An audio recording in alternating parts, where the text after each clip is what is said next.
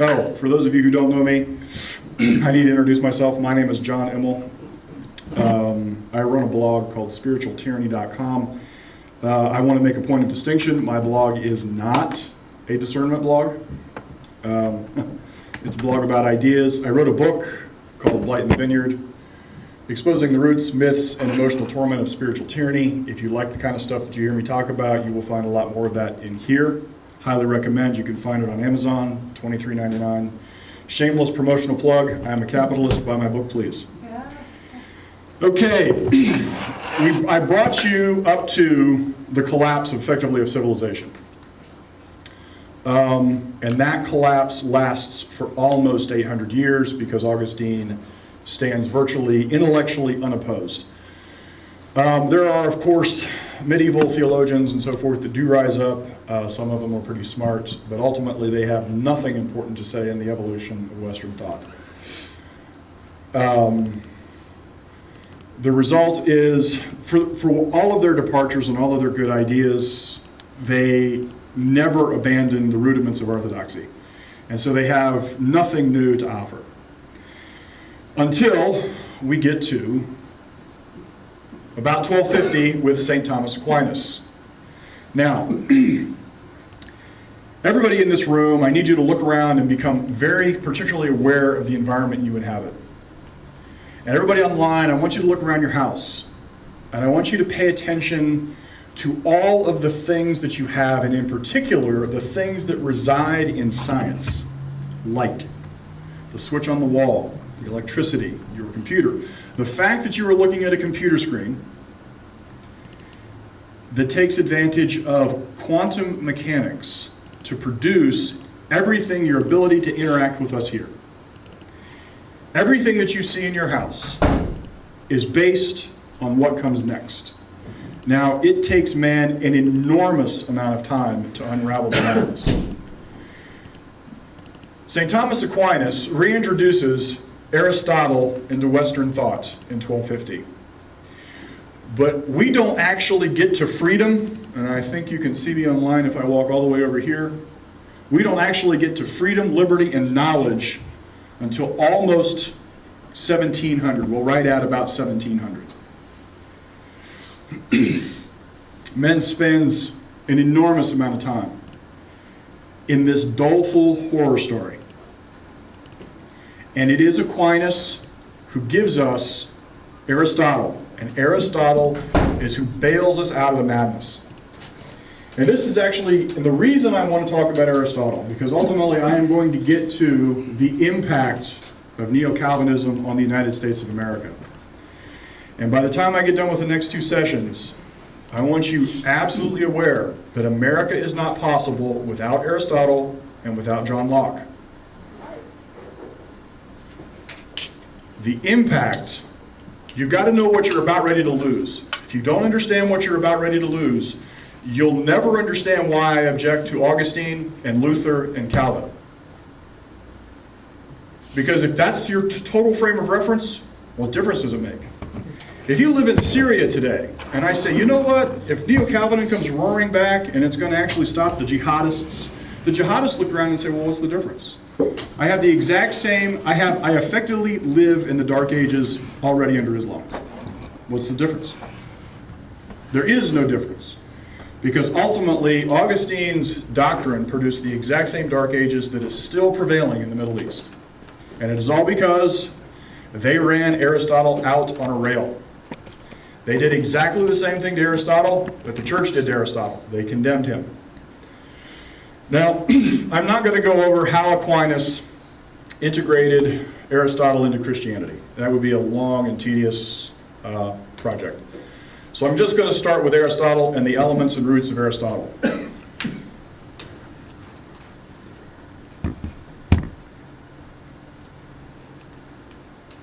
Oh, I do want to explain why I had Paul write this up here.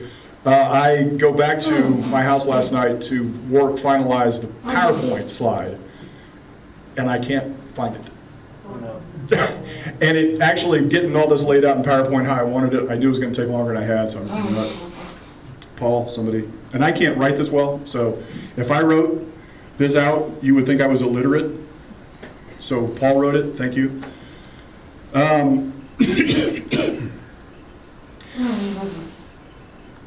Okay, Aristotle is the most important figure in all of Western thought. Now, with that endorsement, do I recommend you read him? No, not so much.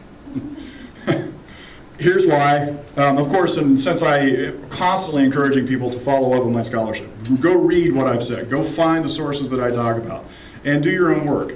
That probably seems like an awkward thing for me to say. However, if you go to Aristotle, this is what you will be treated to. That's right. Category, section 1, part 1. Now, this is part of Aristotle's corpus. And that, actually, I think this is the first 2 paragraphs out of his work. Here's how it reads. For those of you online, you can't see this. Things are said to be named equivocally when, though they have a common name, the definition corresponding with the name differs for each. Thus, a real man and a figure in a picture can both lay claim to the name animal. Yet these are equivocally so named, for though they have a common name, the definition corresponding with the name differs for each. I'm going to stop there because you get the idea. It is long and tedious. And here's the problem that we've got with Aristotle. The core of what we have, we think are lecture notes. There are historical sources that attribute to him an amazing speaking capacity and that his writing was a pleasure to read. That's not that. So I am, of course, the conspiracy theorist in me. When the church condemned him, I fully expect that they set out to eradicate his writing just like they did every other heretic for 1,500 years. So I think the stuff that was easy to read and understand was either wiped out by the Catholic Church or it was wiped out by Islam. Islam did get a handle of it. One of the, Aristotle made a brief stop, I think right around, 1100, somewhere just about 1100, 1000, 1100 AD. And they actually had a renaissance of sorts, and eventually that also died out because the logical end of Islam is war and destruction, and of course they set out to destroy anything that wasn't endorsed by Allah. So I think a lot of the works that we lost were lost to that intellectual purge, but the stuff that we do have is very highly technical, and so it takes an enormous amount of effort to unravel what he's after. Of course, I didn't learn Aristotle by this, I learned it from a lot of other sources. Okay, so as we know, Plato creates this world of forms. Aristotle spends 20 years in Plato's academy. For a series of reasons, he leaves Athens, and then eventually those series of reasons resolve, and he comes back and he creates his own school called the Lyceum. But while he was in Plato's academy, he was considered one of Plato's best students, and he was a committed Platonist. He accepted the premise of Platonism from the beginning to the end, the full philosophical statement. However, during his time away from Athens, he began to rethink. Why he began to rethink, I don't know. I'm sure somebody does. I don't think I do. But at the end of the day, he decided Plato was wrong. And not just a little wrong. Plato was catastrophically wrong. And as such, he began to rethink the whole of philosophy and the whole shape and scope of philosophy. Now, in the grand scheme of intellectuals, Plato was a genius on levels that is hard to grasp for people in everyday life. But still, Plato had ideas that came before him that he built on. Aristotle had nothing before him to arrive at his conclusions. Everything before him was exactly the opposite of what he said. And so for Aristotle to arrive at, and not only just in philosophy specifically, but he was a biologist and a scientist, and he had an enormous capacity for learning and knowledge and understanding. So his level of genius has probably not been paralleled since on planet Earth. It's really probably that simple. Now, having said that, there are some substantial errors in Aristotle, or at least the forms and sources that we have. There are some errors. And so one of the biggest problems that Aristotle's always had is those inconsistencies have always been the undermining value. What we have of Plato is large and consistent. What we have of Aristotle is actually very narrow, and there are some fundamental inconsistencies. And in the world of philosophy, the most consistent formulation wins. And it's crucial that you understand why this is important. We are here specifically challenging the rudiments of the Neo-Calvinist movement. And we are actually pushing back against a huge body of ideas that are all internally consistent. It has had, the heavy lifting has been done. The modern age, the modern Neo-Calvinist thinkers are really third and fourth rate thinkers. All the heavy lifting has already been done for them. All they're doing is taking the heavy lifting and repackaging it for the modern age. So whenever they see an inconsistency, all they have to do is refer back to the arguments of old. And as a rule, the arguments of old handled the inconsistency. One of the biggest problems within Christianity has been no one has ever successfully sustained a consistent, whole, developed thought in response to Calvinism. And that includes Arminianism. Arminianism is actually not the opposite of Calvinism. And because Augustine spoke unopposed for so long, most of the people who did offer a rebuttal were ultimately condemned as heretics. One of the most obvious examples is Pelagius. Most of you are Pelagians. However, you don't know it. And the reason you don't know it is because Pelagius was condemned way back in the 4th century, third, 4th century. I'm sure there's a scholar out there that'll correct me, but way back there. Most of the doctrines that we talked about, particularly in regard to the doctrine of sanctification, are Pelagian doctrines. And of course, the Calvinists condemn Pelagius, and even semi-Pelagianism, okay? You can actually go read Institutes of the Christian Religion, I believe it is, chapter 3, and Calvin will overtly condemn the kinds of things we're talking about sanctification being semi-Pelagianism, and it is actually heresy. So now, back to my original point. The consistency of a line of thought, the most consistent formulation wins in the world of philosophy. But now we get to see the power of ideas, because even with these inconsistencies, the Aristotelian framework is enormously powerful, and you will begin to understand why. Aristotle begins to object to Plato's world of forms. He is going to reject Plato's metaphysics at its root. And here's what I'm going to do. We're going to talk about his forms, we're going to talk about Aristotle's rejection of Plato's forms. Then we're going to talk about particulars, and then we're going to talk about universals. I know that doesn't make any sense to you right this minute, but this shapes the roots of what Aristotle had to say. And the conversations that we have had, I think you'll immediately begin to identify why we've struggled so much in this context to organize our arguments. So here we go. We'll start with Aristotle's attack on Plato's forms. I need to make sure everybody knows what those are. Let me briefly reiterate. Plato created a transcendent world that everything that you see, wherever you're sitting, everything that you see, a table, that table is actually a shadow of the real thing, of the perfect thing. And that was actually located in this world called the forms. There was a perfect table in the world of forms, and the table that you see is a shadow. It is imperfect, and therefore a shadow of this perfect thing.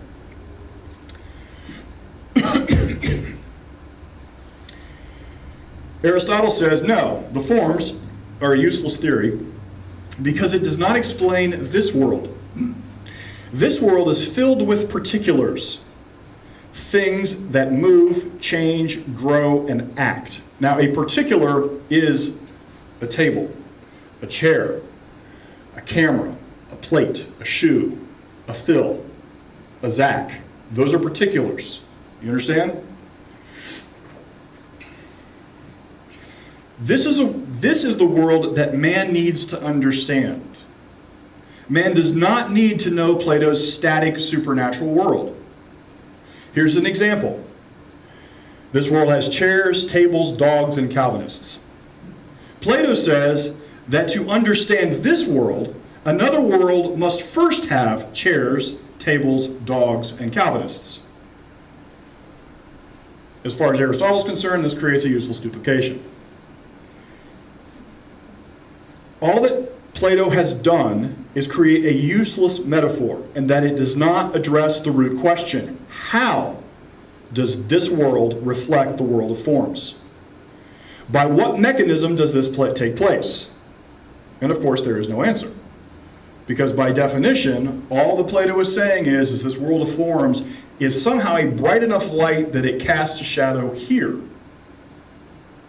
But yet there is still this fundamental division, which means that man is still living in a world that is somehow functionally unreal.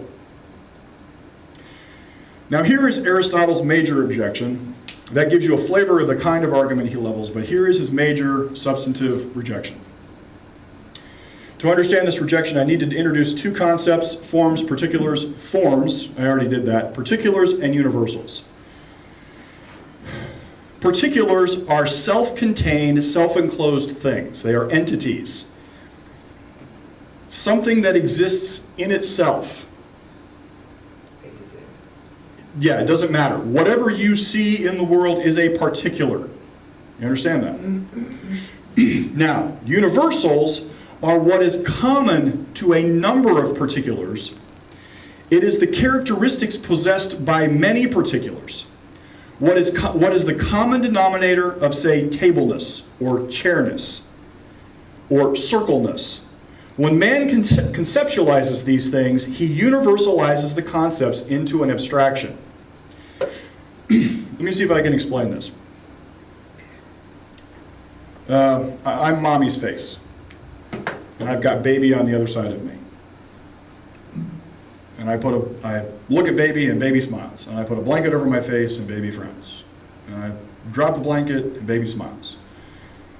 Baby is making the perceptual understanding of mommy's face. But baby has not yet conceptualized mommy's face, doesn't disappear with the blanket. Do you understand? Yes, no, I'm crazy, okay. This process of learning to identify a particular, this is a remote, but this is a remote, but it's not the specific remote. I have remoteness in my hand. I can generalize remote into a generalized concept. That concept can be abstracted to the nth degree, because now I don't have to remember every single remote I ever see in my lifetime. I can now hold in my head the concept, the abstraction of remote. And it encompasses all of the remotes on the planet, you see. This is an enormously powerful part of human cognition. And it is Aristotle's ability to identify the process of going from a particular to the concept to the abstraction that gives Aristotle's metaphysics and epistemology such enormous power. Now, the concept of universal, what Plato did is he took the universal. He said table has a perfect table somewhere else, so that table is the universal, and that's how we know a table generally. Aristotle says that's silly. What you just did is took the abstraction, remoteness, create a universal perfect remote somewhere in another world, and then said, oh, by the way, this remote is a reflection. So in other words, Plato took the universal and made it a particular. This is a powerful, powerful argument. Aristotle called this reification, or literally thing-making. Pretty much, he said, Plato made up this world that had no function and no purpose. And that all that was necessarily important was here and now. Question. Yes. Just so that according to Plato, for what you're saying, that according to Plato, Yes. that's not really a remote. Yeah, no, this is a shadow of something else. It's a shadow of a perfect thing. You understand? Got it. You understand? It's not material. Yeah, it's not material. It's not real. Not real. Let me chime into why this is important. I do a lot of reformed reading. The constant theme throughout much of the literature is Plato versus Aristotle. It is, and let me get to why that is. I'm headed that direction. And basically, you're reading all of this stuff. I'm a good Christian, reading about theology. What's all of this bickering back and forth about Plato and Aristotle? This is key. It is key because this is the fundamental conflict, and you'll see why. Are we having a technical difficulty? Okay, good. Well, hold on. We need to get this all on tape. Oh, this wasn't recorded. Huh? This was put on So are we still taping or no? this. Yeah. Okay, good. He's got it covered. The laptop's picking it up? Okay.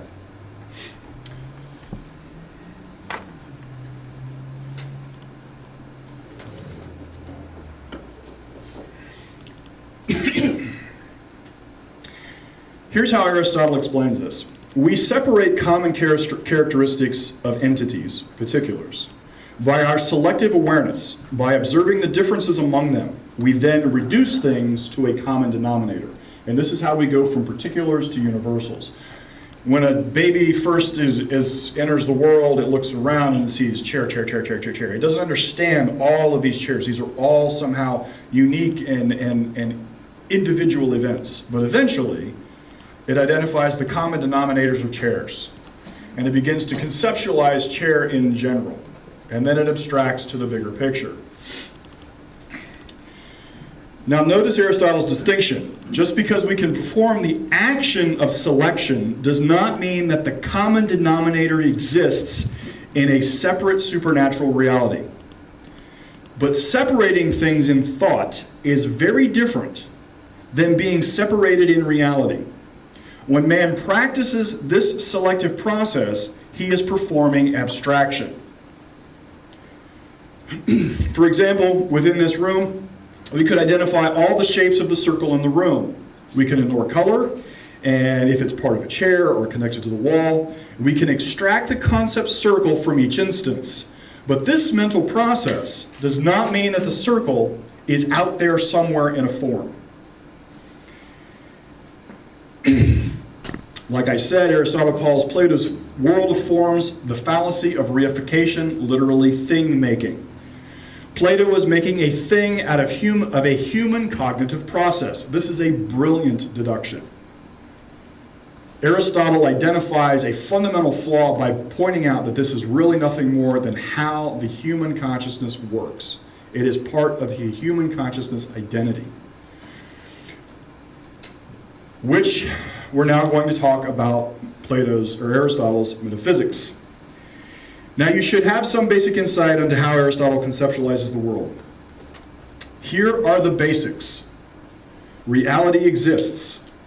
What man perceives is reality. There is no conflict between reality and appearance. Reality is what man observes, and any formulation that says otherwise is error. Particulars are the units of reality. The things you see are particulars. As I said, anything you can physically point at, look at, identify, subtract and blank out everything else and look at that, that is a particular. Everything is an individual and a concrete. Individuality is the particular's irreducible element. The thing that individualizes it is the thing. Aristotle expands this concept by saying that particulars are a this and a such. And here's where we get the ability of classification. Remote. It's a this, but it's also a such. It's a specific kind of remote. This remote goes to that little gadget right there. There are other remotes that are classified as television remotes. And there are other remotes that are classified as computer remotes. There are Paul, man, classified different than Susan, woman, a this and a such. This gives us an enormous power of abstraction and organization.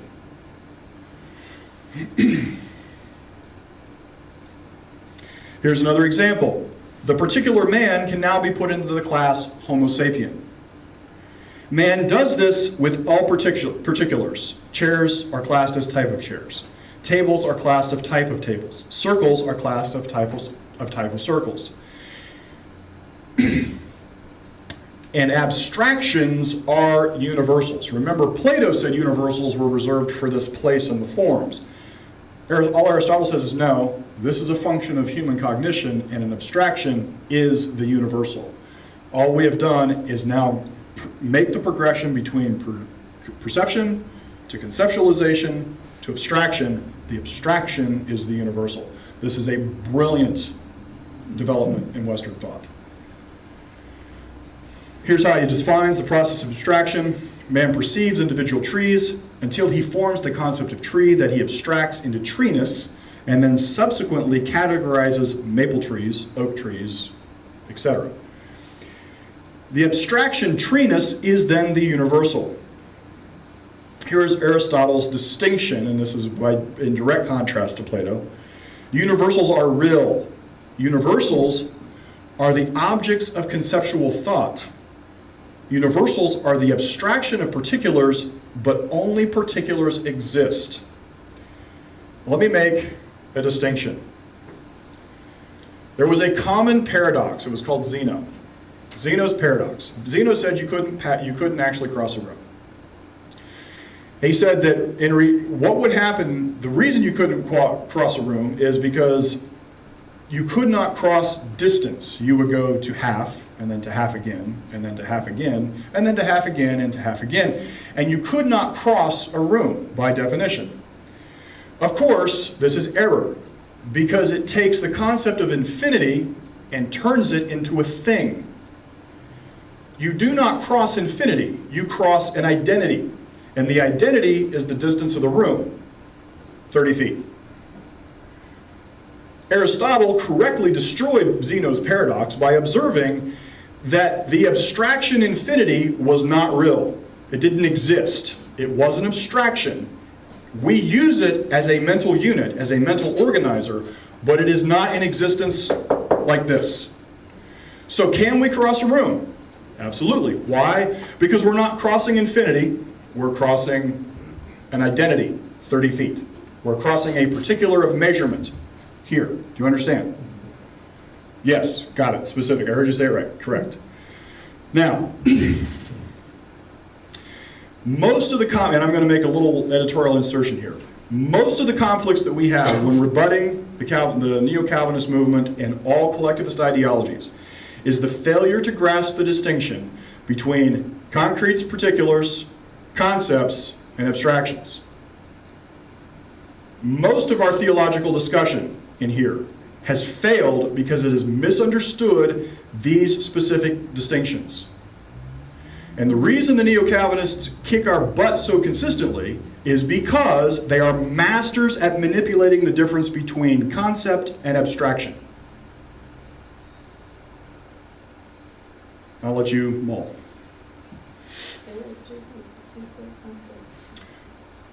Particulars, concepts, abstractions. Okay? Can you give an example of that? Off the top of my head,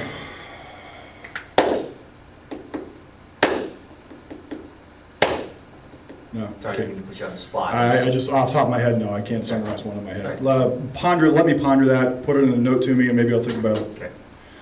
They're masters at... They're masters at manipulating. Go ahead. They're masters at manipulating the difference between concepts, particulars, concepts, and abstractions. Actually, you say this all the time. They change the terms. They redefine. Well, I thought I was going to say that. I'm thinking that's a little bit elementary. Let me throw in the one thing that you see when you listen to them talk is this consistent either-or construct, okay? It's either this or it's that. You're either a Calvinist or an Arminian. You're either Augustine or Pelagian, you know? I could throw that out there. Well, I think what John's saying is, I think total depravity is a perfect example, because you have the particular man. Man's the thing. And you have the concept, the abstraction of total depravity. In Calvinist doctrine, or Reformed doctrine, total depravity becomes causal. It becomes an actual thing that has causal power over man. It usurps the reality of man. It becomes its own real force. It ceases to be a concept that man creates to organize what he observes, and it becomes a force itself. So they are constantly defining the world in terms of real objects and external forces which determine them or control. Is that something? Actually, I think he's dead on it. Do you understand what he just said? Mm-hmm. He turned, it's actually a pretty good example. They turned the abstraction, the metaphysical abstraction, human depravity, into a thing. Right. And that thing imposes itself on man. Right. That's the kind of manipulation I'm talking about. But all I'm doing is observing the rudimentary manipulation that they make. And unfortunately, it's not necessarily indicative of just the Neo-Calvinist movement. You see this exact same thing in Marxism. You see this exact same thing in Augustinian doctrine. This is not unique to them. It is learning to identify this manipulation. The better you get at learning to think in principles, learning to think philosophically, the faster you get at being able to point out the flaw in what somebody's saying. Because you can reduce it down to its simplest element. Being able to learn to think in terms of, this is a particular, the concept that I extrapolate this from is remote, and then I can subsume it in the broadest sense.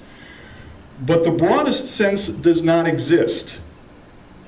Okay, you understand? Let me keep going here. I think we'll start to unravel a lot of this in your head. Now granted, I've been at this a long time. This is easily fourth year undergraduate work, first, second year graduate work. So be patient with yourself. This will start to make more sense. Because you are daughters and sons of the Enlightenment. I guarantee you believe this stuff. Because you conduct your life after these principles. Because you have lived in the time of the Enlightenment. So let me continue. We function according to what we've experienced. We function according to the belief that this exists. Right. And it is a thing, and we can identify and understand it and touch it, measure it, and then manipulate it. We understand that. Let me keep going.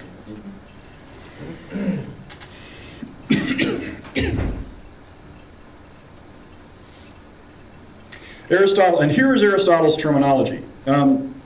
He says, matter is the uniqueness of a particular.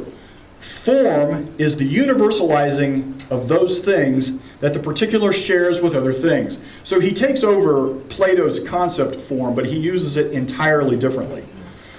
And here is Aristotle's metaphysical law.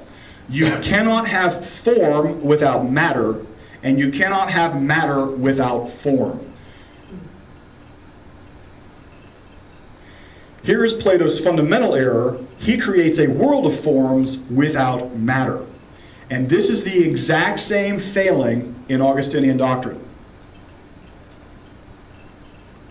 Augustine's form is the heavenly and the universal, worldly, godly realm. This earth has no form. And that's ultimately what Augustine manipulates to the nth degree throughout the entirety of his ideology. Here's the summary. Particulars exist. Reality is what it appears to human senses. Action, quantity, motion are merely naming what the particulars do. The nature of identity What is the identity of John? John is a man, John is tall, John has gray hair. As a man, but the manness of him gives him the ability to move, to act, to walk. John has weight. John can be in motion. All of these things are elements of my identity. And identities are what you encounter in the world.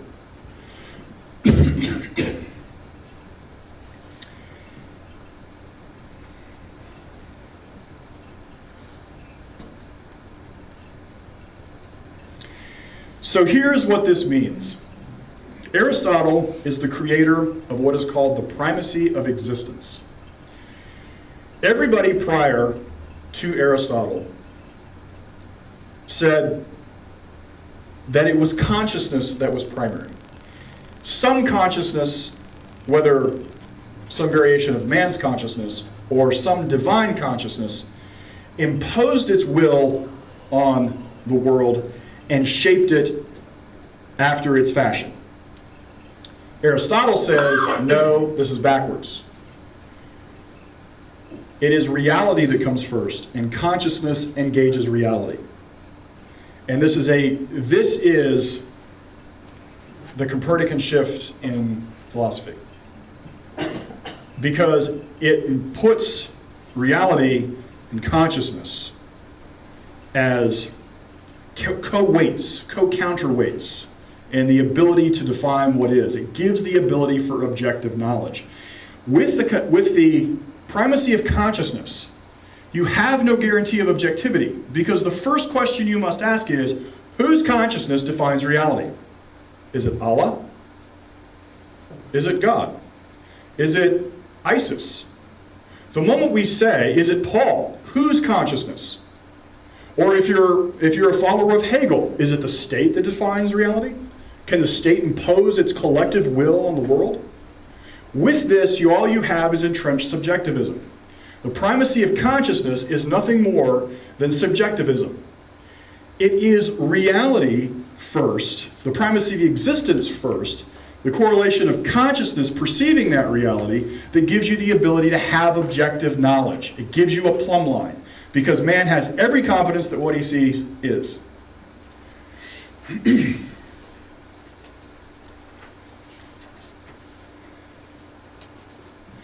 Man's obsession to alter reality via the mind is at the heart and soul of magic. And this is the primacy of consciousness preoccupation.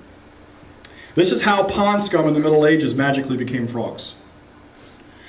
This is how churches magically produced neo-Calvinist preachers. That was a joke.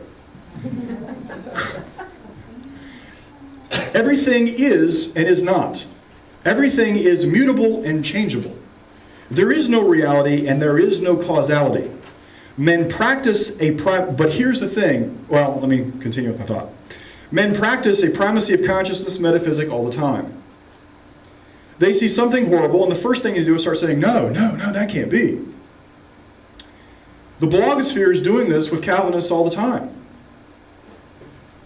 They see yet one more manifestation of neo-Calvinist abuse and just magically go, no, that can't be. It can't be the doctrine.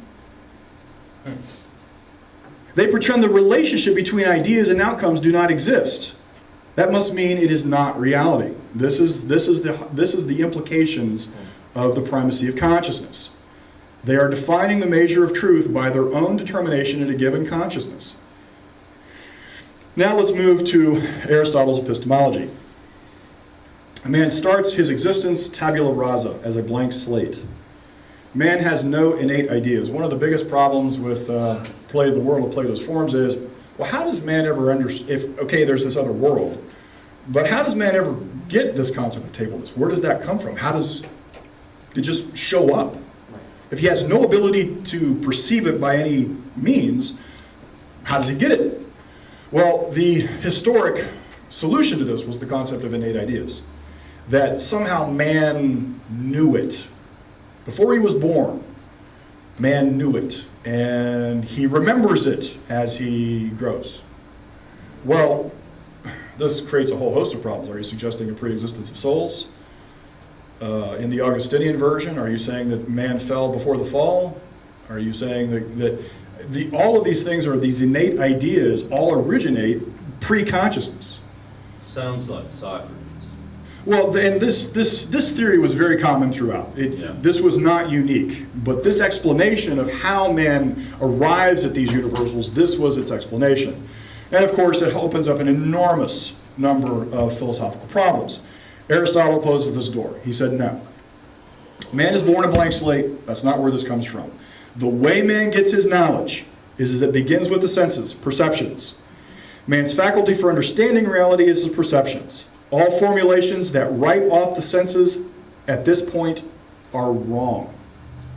If you write off the senses, you've basically wrapped man in bubble wrap and blinded him and deafened him, and there is no ability for him to actually experience the broader reality. Paul, you had a question on your face. Or were you just thinking? Oh, well, you're gonna have that problem with me because everything you're saying I read all the time. Okay. Okay, I mean, in theological terms, like what you just said 10 minutes ago about the primacy of truth. Mm-hmm. Primacy of consciousness? Huh? Primacy of consciousness? Oh, yeah, primacy of consciousness. Why am I thinking John MacArthur Jr., justification and sanctification are never separate but distinct? These are the fundamental conflicts, and we're going to get to Right. laws, Aristotle's So laws. I apologize, my mind, because I read I a see. lot of Reformed Okay. things. This is all, it's just like Susan yesterday, when you were talking, and because of what she studied in the Puritans, you're conjuring up a lot of things that we've read separately I understand. from those perspectives. It's the same thing. Okay, cool. Well, now I do need to actually explain how Aristotle addresses the issue of illusion. This is one of the efforts to devalue or to invalidate the senses, and it goes something like this.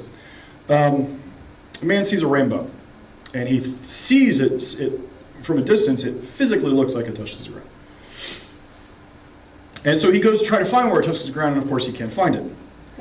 And the more he tries to walk towards the rainbow, the harder it is to see the rainbow.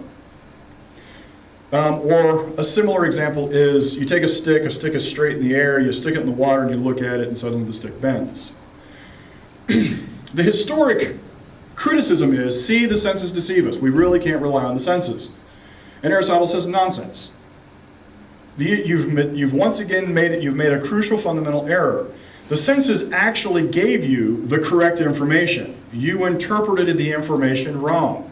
You misunderstood what that information was designed to give you. In the stick in the water, we have, of course, you're an engineer, so you certainly understand the implications of how water moves and shapes light. The stick didn't bend. The light coming back at the senses is what changed the appearance of the stick. The same thing is true of a rainbow. Rainbow, of course, is light moving through water mist, and it creates and diffuses and diffracts the light. And so the illusion that you think you see is really the correct manifestation of the entities, light, water, air. You get the idea. You understand the distinction? And this is how Aristotle sets out to validate the senses.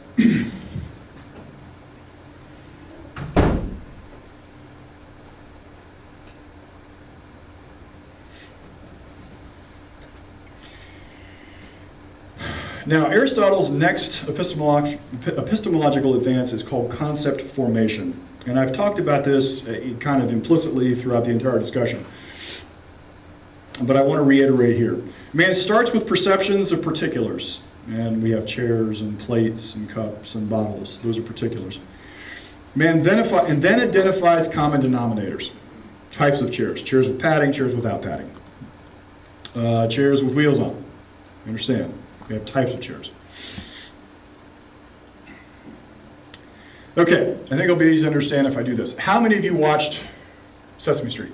I think you're old enough that most of you probably did. You watched Sesame Street? Is it still on? Yes? Oh, Okay, that's fantastic. I don't know if it's the new non-Sesame Street. When I watched it, I thought it was actually pretty good. I saw it a couple years ago, and I thought it was just propaganda. I don't know. Anyway, there was a song on there. What was the song about... one of these things is not like the other. One of these things does not belong. On a very rudimentary level, That is the process of concept formation. Sesame Street put up 3 circles and a square.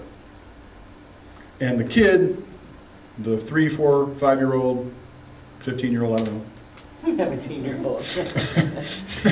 He doesn't watch it now. looks at the screen, and he sees a series of circles, and he sees the square, and he goes, okay, that's not like that. He's making a contrast. And he's identifying the commonalities of the circles and the distinctions of the rectangle, and that's how he begins to form these concepts. This is exactly what Aristotle is pointing to. This is the process of abstraction in rudimentary form. This is how man brings order to his perceptions and begins to classify reality by identifying identities. It is by this method that man goes from circle to wheel to cart to transportation. Do you see how I built the progression? This is how man builds ever-increasing levels of complexity. He takes the very small, the particular, and he begins to form and shape them, and he understands that each conceptualization builds on each conceptualization and each conceptualization until he gets the broadest abstraction, transportation.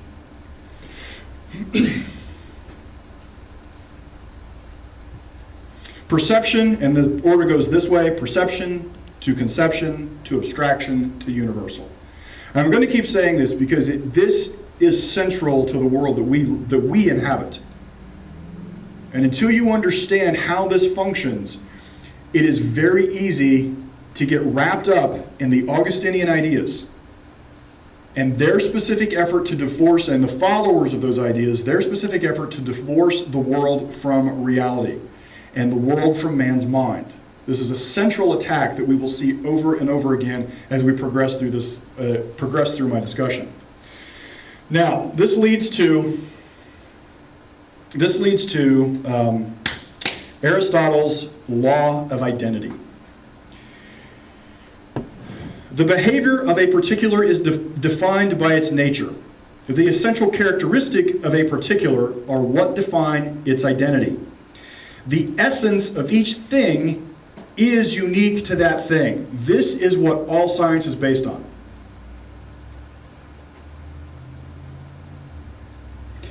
You will now understand the axiom of human existence in 3 laws. And here are the 3 laws: the law of identity, the law of non-contradiction, the law of the excluded middle. And I probably have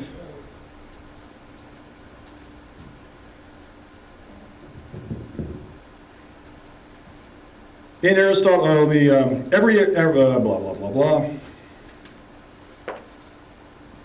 The law of identity is the axiom. The next 2 laws are the subsequent corollaries. It is from this foundation that every cognitive human success originates. The law of identity says that man can't be man and not man. That a horse can't be a horse and not horse. That A cannot be A and non-A. In Aristotle's words, if, however, a definition, for example, man, horse, A, were not limited, but one were to say that the word is an infinite number of meanings, obviously reasoning would be impossible. For not to have one meaning is to have no meaning. If words have no meaning, our reasoning with one another, and indeed ourselves, has been annihilated. Think of the conversations that we've had. How frustrating it has been to land on how we're going to discuss these things. How often the Neo-Calvinists change definitions, and they place mutually exclusive ideas together. This is what they are doing. They are annihilating reason. For it is impossible to think, if anything we do not think of, but one thing. Paul is very fond of talking about the grammatical approach. This is actually 1 or 2 levels too high on the philosophical scale. Words are really in description of entities. And it is our means by which we communicate the nature of our perceptual experience. and words hold abstractions and concepts. So when somebody says to you the clear meaning of Scripture, what you first must say is clear by what context? Because unless you have the law of identity in action, you will find that they don't have a context. It is usually a free-floating abstraction, and they are treating the abstraction as if it is the only thing that matters. The Neo-Calvinists are masters of wrecking the law of identity. The law of non-contradiction says, I think I have a slide. It is impossible then that being a man should mean precisely not being a man. And it is not possible to be and not be at the same time. But the point in question is not this, whether the same thing can at the same time be and not be in name, but whether it can be in fact. This is the important part. Can it actually exist as two mutually exclusive things? The answer is no, never. The law of the excluded middle says this, but on the other, I guess I have a slide. But on the other hand, there can be no intermediate between contradictories. But if one subject we must either affirm or deny on any one predicate. This is clear. In the first place, if we define that the true and the false are, he is basically saying you can't punt. You can't go, you know what? I can't figure out how to reconcile these things, so poof. Yes? This goes to what Ayn Rand so succinctly put in her book, Atlas Shrugged, that contradictions cannot exist. If you find yourself a contradiction exists, Yes. check your premises. Check your One premises. of them is wrong. Something is wrong, correct. And without this, and what the problem within the medieval world is they could never check their premise. They always had an explanation for whatever was. And so they could never identify an error. You actually see this dramatically within churches. I think it's stunning to watch them rationalize one of two directions, either why God is for them or God is with them. The church roof falls on everybody, God is against them. The church roof falls on everybody, God is with them. And in each instance, you have mutually exclusive ideas here. Is it God's judgment or is it God's blessing? And they will do Herculean efforts, reasoning efforts, to try to justify why they are both in the exact same event is basically two separate outcomes. You are ultimately looking at a violation of the law of excluded middle. You cannot punt. If you find an inconsistency in your thinking, you have something fundamentally wrong with your thinking. And I understand how that impacts a vast percentage of Christian doctrine. I get it. But that doesn't change the flaw. Just because you don't happen, this is me going back to the implications of the primacy of consciousness. If your consciousness is first, then you can rewrite reality however you like. But if you're going to go with the law of the primacy of existence, you cannot do that. You must first identify reality, then figure out how you fit into that. That is how we get to objective knowledge. It's like, and that's why my objection when people say, well, we sort of have free will, but we don't really, because what you're trying to do is you're trying to take two mutually exclusive concepts, free will and determinism, and merge them, integrate them in the singularity of self. So what you're really trying to do, at the end of the day, is you're trying to say that the human self, that man being man, is somehow man and not man at the same time. What you're doing is you're trying to parse the metaphysics of man. You're trying to make man a function of two mutually exclusive forces. That's what I'm saying. Either man is free or he's determined. He can't be, the law of excluded middle says, he can't be a little bit of both. Because the next question when somebody says, well, man has some free will, but in other things he doesn't have free will, you say, okay, where's the distinction in man's self between his freedom and his determination? Where exactly does the free man begin and the determined man end? Nobody can answer that question. And the reason is because man, the reality, is absolute. And what you're trying to do is you're trying to take two mutually exclusive determinist forces and sort of integrate them into man. And it never works. Again, which is why I always ask the question, okay, if that's your premise, where does one begin in me and the other start? And the answer is, And of course, I don't know. determinism, You're exactly right, and this is one of the fundamental problems within determinism. Has been in the philosophical framework long before the Calvinists got a hold of it. Actually, Augustine was a soft determinist. He allowed man some freedom, some action of choice, and others before him did the same thing. But you don't see hard determinism actually show up until we actually get up in here. Hard determinism shows up because some of the philosophical expectations of the mechanistic world decided that because man was in a world of causality, man really didn't have a choice, and so you ended up with hard determinism. But John Calvin actually took it from Augustine's soft determinism and turned it into hard determinism, that man actually has no choice. But to actually get into, from my perspective, to get into the discussion of determinism, causality, at this stage in the game, I really can't do it, but I think your point is well made. It is holding two mutually exclusive ideas and trying to figure out how to reconcile it, and with stunning consistency, the real answer is punt. I don't know. We have mystery, God's mystery. Let me continue. Well, let me interject one thing, and this is all good as long as we define it. I say that man has free will, but in God's sovereignty, he determines a good end. You're saying, well, we don't know how it's going to end, right? I'm saying, So let's be fair. Yeah. And it's okay, but let's define it, okay? Because that's what we're about, defining these thoughts and in fact letting people come to their own conclusions. So it's a mystery to me how God is sovereign and says, man has free will, but I'm gonna predetermine a good end to the world. You're saying, we don't know. right, I would say check the Right. premises. And I would say, if God has a determined outcome already, then any appeal you make to free will becomes ultimately irrelevant. You can say, I have freedom to do this or that. And I said this to Wade Burleson on my blog. We had a discussion about this, because he made the same argument you did. And I said, okay, you put a man in a box and you shoot him to the middle of the sun. Wade didn't and you make, say, whoa. Wade didn't make the same argument that I made. Well, okay. No. Wade Burleson and I don't make any of the same arguments. No, I'm not likening you to that. My example was, you put a man in an enclosed space, and you say, within this enclosed space, you have freedom to do whatever Right. you want to do, but I'm going to shoot you to the sun, and in 2 days you're hitting right in the middle of the sun. Well, whatever man does in the box is ultimately irrelevant to the only relevant outcome, which is he burns up in the sun.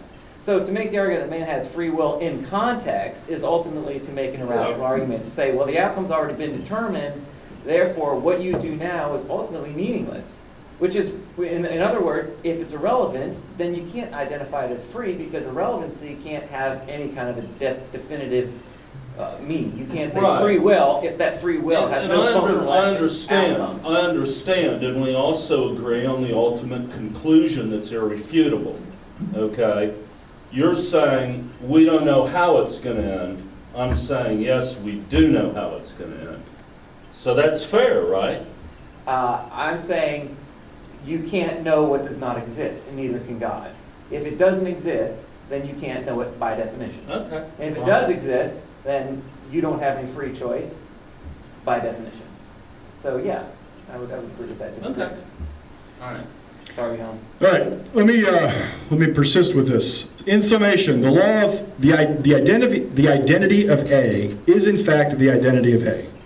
The particulars of A must never contradict. For A to maintain its identity, there can be no middle compromise on something not A. This is the foundation of causality.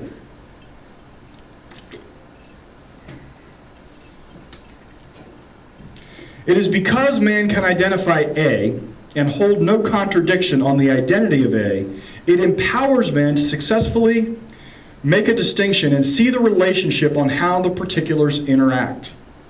This is causality. Without causality, everything in reality remains a totally unprecedented event. Man can't tell why one thing happens versus another. This is crucial to understanding reality. The foundations of causality and the laws that govern them, I sound really hot all of a sudden, am I not? No, I feel like I'm breaking up. No, you sound great, John. Okay. The foundations of causality, the laws that govern causality, is a corollary to the correct judgment of reality.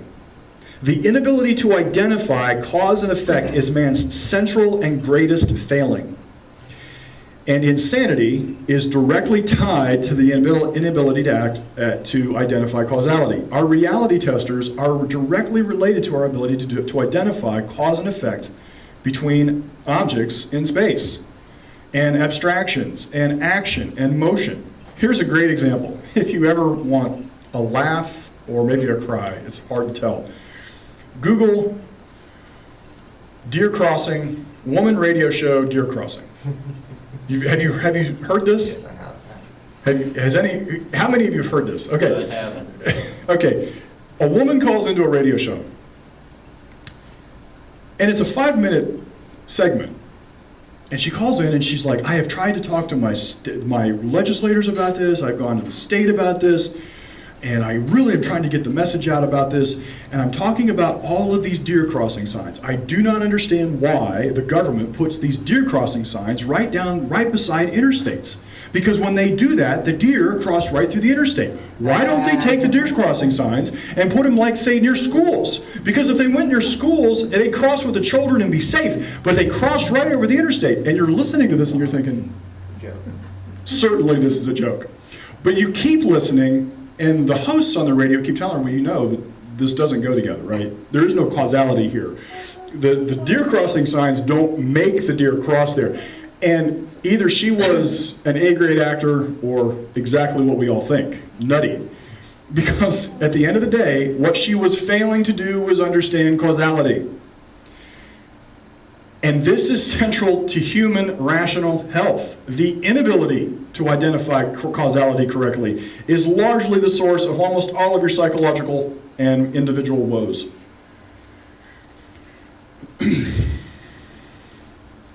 So now you can begin to grasp why it is from Aristotle that all effective human cognition flows. All laws of logic, all of man's conceptual capacity, all of man's reason, and most importantly, man's capacity to grasp the world in which he lives. Question. And why is this a threat to despots the world over? Second question. Why has every oppressive ideology sought to unseat Aristotle? Third question. Why do tyrants cling to Aristotle's shoulders while trying to cut off his head? Here is the answer. Because Aristotelian thought means that existence is knowable, understandable, and practicable. That all men have the means to arrive at truth. That knowledge is available for all who will use the laws and the rules of logic to obtain it. This foundational concept was revolutionary. It was the original Copernican shift from the transcendent world of Plato's forms. Indeed, without Aristotle's foundation, Copernicus was not possible. And neither is any other advance in human knowledge. And herein is Aristotle's impact on Western thought. When using the laws of thought, the mind of man is effective to understand man's existence. An existence that is understandable, an existence that is identifiable is an existence that is understandable. An existence that is understandable is an existence that is explorable. An existence that is explorable is an existence that is controllable. An existence that is controllable is an existence that man can master. And this is exactly what happened. Thomas Aquinas introduced Aristotle into the horror story that was the Augustinian Dark Ages, where crime was a starving serf eating the king's deer, where punishment was an Iron Maiden or the rack or the stocks, where civil liberties meant the government could do no wrong because the king had a divine right to any action, where child labor law was mandatory 16-hour days scratching in the fields of the Lord's demesne, with a stick to plant the Lord's crop so that the father could pay the Lord's taxes, where plagues were heaped on the heads of sinners, where the princes and kings waged yet another war against the Lollards or the Catholics or the Protestants, and teenagers pledged their oath of loyalty to fight in religious wars. Aristotle's ideas soon inspired the Renaissance. Now, we got into a conversation about art in one of my last sessions, but I want you to notice now a contrast between medieval art and, say, the art of the Renaissance. Compare medieval art with, say, the Sistine Chapel. Notice now the impact of Aristotle. Now man is no longer this cringing, horrified, tormented beast writhing in the flames of the pit of hell. But now man is portrayed as almost in the very image of his own maker. It is a powerful contrast.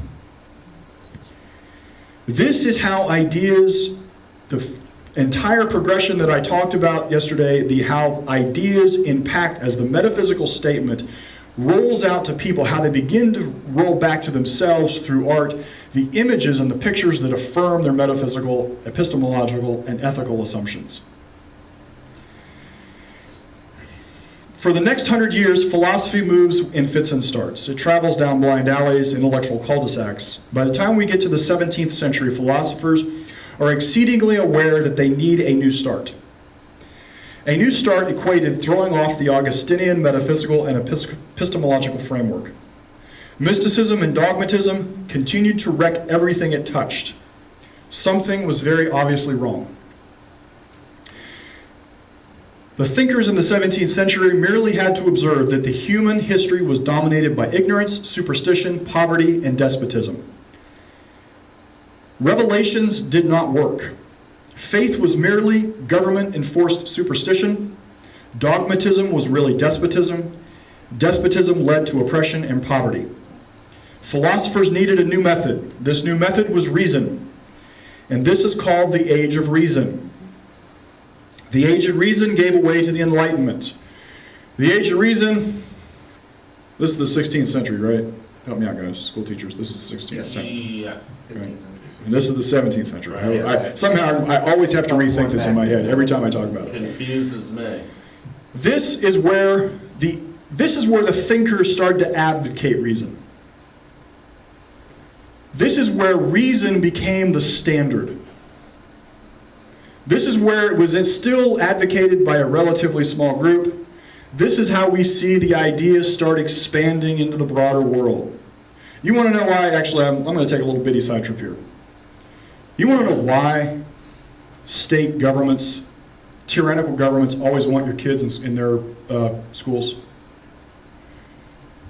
Do you see how long, actually, we'll start back here. Do you see how long it took for Aristotle's ideas to gain ascendancy? Well, how about if you don't have to do this? How about if you don't have to persuade men? How about if you're a good neo-Calvinist preacher and all you got to say is, you know what, submit to my authority. I'm going to tell you what to think.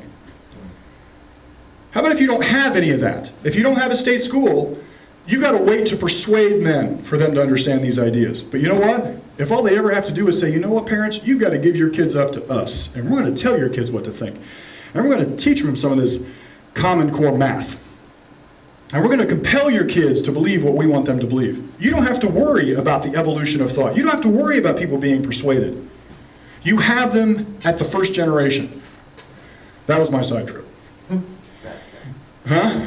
Rabbit track. Yeah. So here we see the world beginning to accept the concepts of the Enlightenment, the superiority, the efficacy of reason, the ability of reason to actually understand the world within which man lives. Now, we still have some problems. Philosophy has not really, I told you earlier, there were some problems with Aristotle's thoughts. The inconsistencies required that men start to try to figure out what those inconsistencies arrived at, which led to the rationalists' discussion, and eventually to the empiricists' discussion here. I'm not going to talk to you about the rationalists. But I want you to notice the explosion. You should recognize most of these names. Bacon, Galileo, Newton. Here's Descartes. Don't worry about him. But these men here, Bacon, Galileo, Newton, and Locke. These represent the core, the explosion of the power of human reason and what it ultimately produces. Here is where man finally gains freedom. This is the one thing that was not yet figured out, political thought. Remember, we started out yesterday, I started at the top, metaphysics, then I went to epistemology, then I went to ethics, and the last one is politics. The power of Aristotle's metaphysics and epistemology ultimately work out into this area here, and we finally get to an ethic that says man is able, and the nature of his ability empowers him towards self-governance. These ideas have little seeds back in here, and man continues to argue for the nature of his own self-governance. Because why? Because man has ability. On my blog, I consistently ask this question: who owns man? At its root, all governments presume there's only been two options in the whole history of the human world, or the human race. Either the state owns man, or man owns himself. And in political action, this is where we finally get this.